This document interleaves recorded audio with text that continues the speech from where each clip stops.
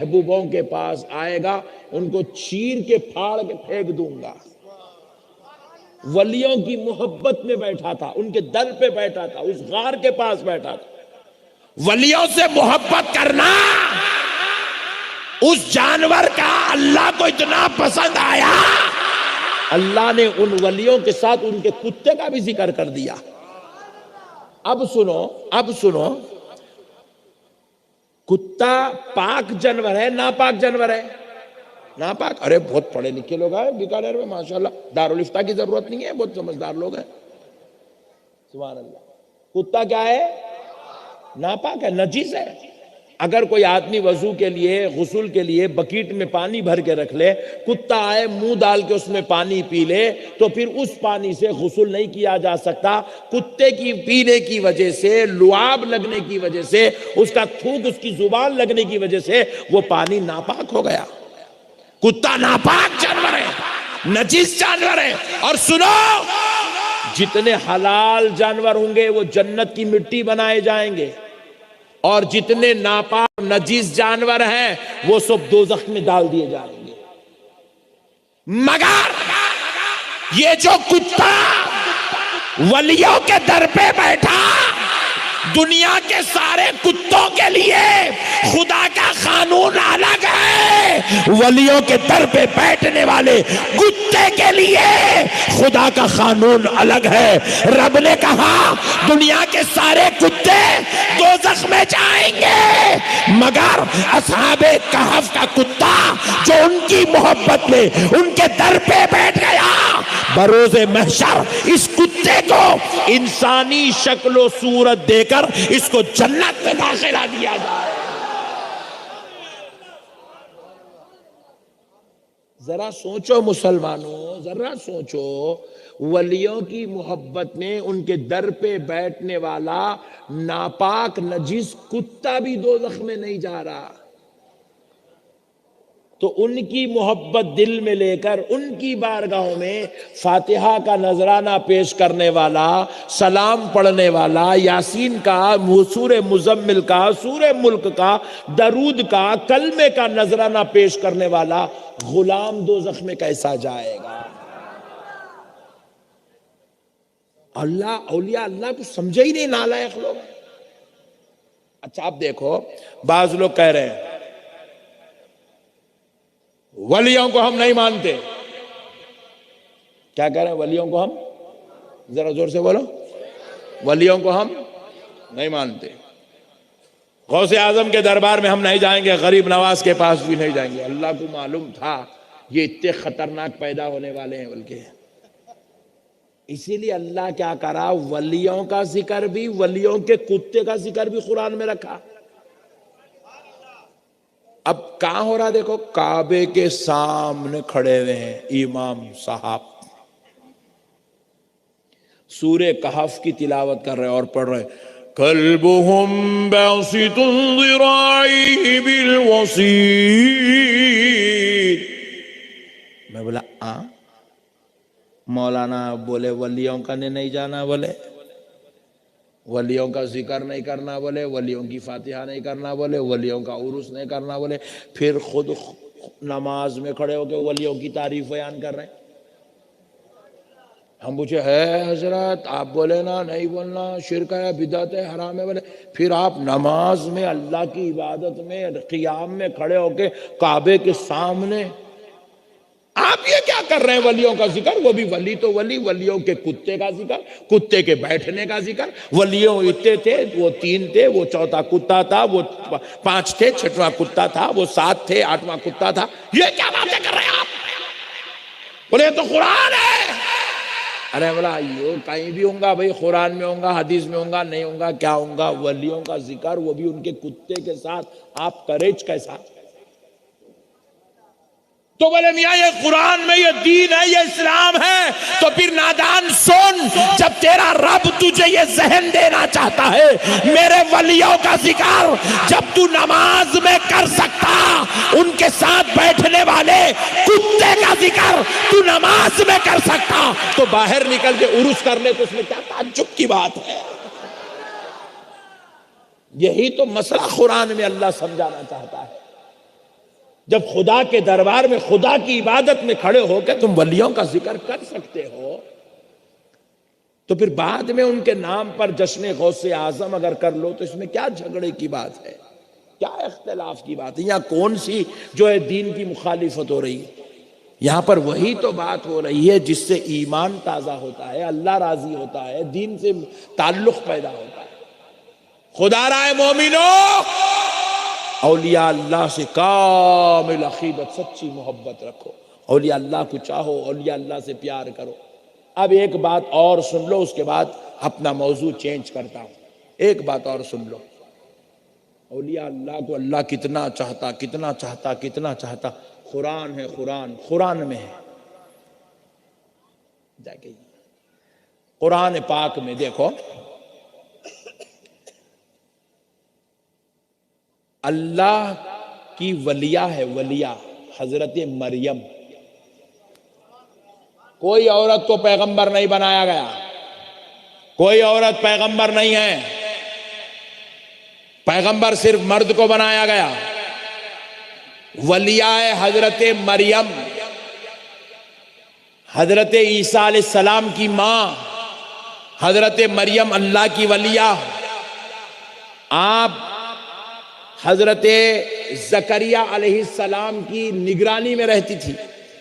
حضرت زکریہ آپ کے خالو جان تھے، اور آپ حضرت زکریہ حضرت مریم کی پرورش فرماتے تھے۔ اللہ نے آپ کو ذمہ داری دی تھی، حضرت مریم کو بیت المقدس کی ایک کونے میں حجرے میں اللہ نے رہنے کا حکم دیا۔ وہ اسی حجرے میں رہتی تھی، اور اس حجرے میں حضرت زکریہ کے علاوہ کوئی داخل نہیں ہو سکتا تھا، قانون خدا تھا۔ حضرت زکریہ ان کے لیے کھانا لے جاتے، اپنی بیٹی سمجھ کر ان کا خیال کرتے، ان کی پرورش فرماتے، مگر اللہ کا حکم وہ حضرت زکریہ علیہ السلام کو کسی کام سے جانے کے لیے، حضرت زکریہ اپنا علاقہ چھوڑ کر، بیت المقدس کا علاقہ چھوڑ کر آپ بہت مسافت کی دوری پر تشریف لے گئے۔ 2 دن کا کام تھا، 2 دن کی غذا حضرت مریم کے حجرے میں رکھ دیے، کہے میری بچی، میری بیٹی، میں 2 دن کے بعد آؤں گا، پھر اس کے بعد آپ کے لیے غذا کا انتظام کروں گا، یہ 2 دن تک غذا چلانا۔ حضرت مریم کے لیے 2 دن کی غذا رکھی اور چلے گئے، مگر جہاں آپ کو کام تھا وہاں 2 دن سے 4 دن، 4 دن سے 6 دن لگ گئے۔ حضرت زکریہ بڑے بے چین ہیں، بے قرار ہیں کہ میری بچی بھوکی ہوگی، میری بچی بھوکی ہوگی، میری بچی بھوکی ہوگی، کوئی اس کے حجرے میں جا نہیں سکتا، وہ کسی اور کو آواز دے نہیں سکتی، کہیں میری بچی پریشان ہو رہی ہوگی۔ یہ سوچ کر حضرت زکریہ بڑے بے چینی کے ساتھ اپنا کام مکمل کر کے دوڑے دوڑے بھاگے بھاگے چلے آئے۔ 2 دن کی غذا رکھے تھے، 4 سے 6 دن ہو گئے، اب حضرت مریم بھوکی ہوگی سوچ رہے۔ جب حضرت مریم کے پاس بیت المقدس میں حضرت زکریہ تشریف لائے تو کیا دیکھتے ہیں؟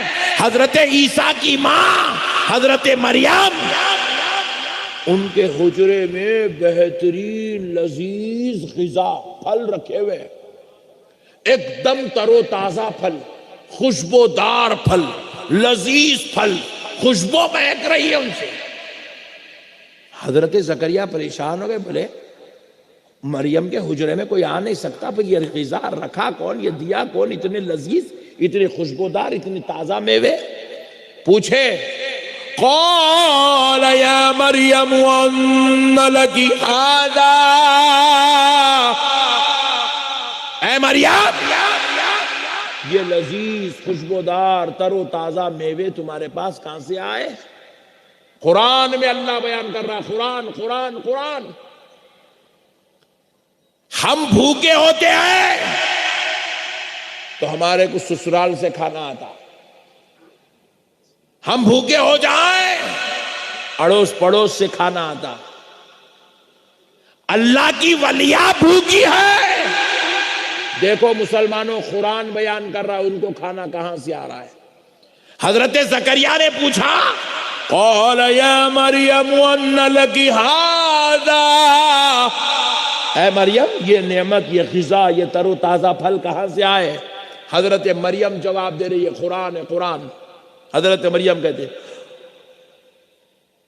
قالت هو من عند اللہ، یہ غذا، یہ نعمتیں، یہ پھل میرے پروردگار کے پاس سے آئے ہیں۔ ولی بھوکا رہتا ہے تو اللہ جنت سے غذا بھجواتا ہے۔ یہ ہے ولیوں کی شان، ولیوں کا مقام۔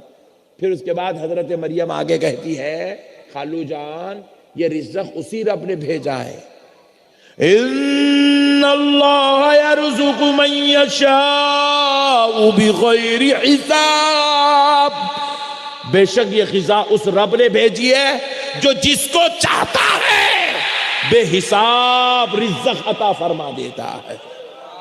اللہ اللہ اللہ اللہ، ہم بھوکے ہو تو کھانا مانگنا پڑتا ہے، اللہ کا ولی بھوکا ہو تو بغیر مانگے رب جنت سے ان کے لیے غذا بھجواتا ہے۔ میرے بھائیوں یہ قرآن بیان کر رہا ہے، اب یہ اور کیا چاہیے ولیوں کے بارے میں؟ قرآن بیان کرتا ہے اللہ کے ولیوں کی شان۔ وَعِبَادُ الرَّحْمَنِ الَّذِينَ يَمْشُونَ عَلَى الْأَرْضِ هَوْنًا، اللہ کہہ رہا ہے رحمان کے بندے جب زمین پر چلتے ہیں تو ان کے چلنے کا انداز بڑا عزت والا، شان والا، وقار والا، رتبے والا ہوتا ہے۔ ان کے چلنے کا انداز بھی دیکھے تو لوگوں میں خدا یاد آ جاتا ہے۔ اللہ ولیوں کے چلنے کا انداز قرآن میں بیان کر رہا ہے اور آگے کہتا ہے وَإِذَا خَاطَبَهُمُ الْجَاهِلُونَ قَالُوا سَلَامًا، رب کہہ رہا ہے اللہ کے ولیوں کی یہ شان ہوتی ہے جب کوئی ان کے ساتھ جہالت والی گفتگو کرتا ہے تو وہ بدلے میں جاہلانہ روش اختیار نہیں کرتے بلکہ وہ سلامتی والا پہلو اختیار کرتے ہیں۔ لوگ ان کو تکلیف دے وہ دعائیں دے کے گزر جاتے ہیں، خیر کی بات کر کے گزر جاتے ہیں، بھلائی کی بات کر کے گزر جاتے ہیں۔ الغرض دوستو، میں نے ولیوں کا ایک تعارف آپ کو قرآن سے کرانا چاہا تاکہ آپ کے دل میں یہ یقین کامل ہو جائے کہ ولی قرآن سے ثابت ہے۔ ولی قرآن سے، ذرا زور سے بولیں، ولی کی کرامت قرآن سے، ولی کی اخلاق قرآن سے ثابت ہے، ولی کو رزق جو ملتا ہے یہ قرآن سے ثابت ہے، ولیوں کی طرف نسبت کرنا یہ قرآن سے ثابت ہے۔ اب آؤ دوستو ایک بات عرض کر دوں تاکہ آپ کو اور ہم کو ایمان کی تازگی نصیب ہو جائے۔ بعض لوگ کہتے ہیں حضرت، اچھا یہاں پر ایک لطیف نکتہ عرض کرتے ہوئے آگے بڑھتا ہوں۔ دیکھیے ولیوں کی کرامتیں، ان کا مقام، ان کا مرتبہ، ان کی شان، ان کی رفعت اس لیے بیان نہیں کی جاتی کہ ہم لوگ ولیوں کے اوپر بھروسہ کر کے نماز پڑھنا چھوڑ دیں، عبادت کرنا چھوڑ دیں، تقوی اختیار کرنا چھوڑ دیں، اللہ کو یاد کرنا چھوڑ دیں، اللہ کا ذکر کرنا چھوڑ دیں۔ نعوذ باللہ، اس کا یہ مطلب نہیں ہے۔ کئی لوگوں کو ہم دیکھیں، ارے میرے غوث پاک بچا لیں گے، غریب نواز بچا لیں گے، میں ان کا مرید ہوں، میرے جد اعلیٰ میرے دادا پیر مجھے بچا لیں گے، میرا پیر مجھے بچا لے گا۔ یہ گندا عقیدہ ہے، یہ جاہلانہ عقیدہ ہے۔